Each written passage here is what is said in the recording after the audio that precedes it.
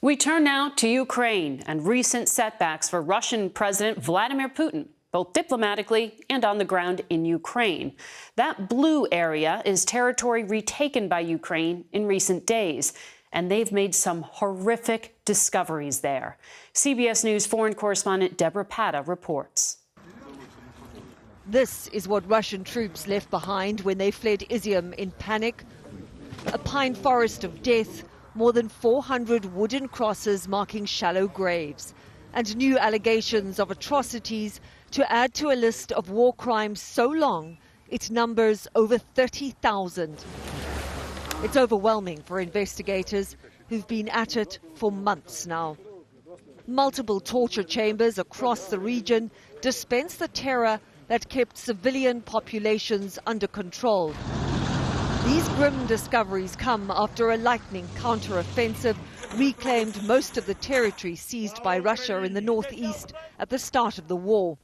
It began here in Barak, where Russian soldiers fled their bases down here in panic, clearing the way for Ukrainian forces to reshape the battlefields of Kharkiv. Vladimir Putin's war is not going according to plan. Here's Volodymyr Zelensky braving liberated towns near the front line to pay tribute to his soldiers this past week. President Zelensky, where he told us he intends to keep Russian troops on the run. The main thing that we are coming back and we are on the way to the end. In striking contrast to Vladimir Putin desperately needing allies who's yet to visit his troops on the ground.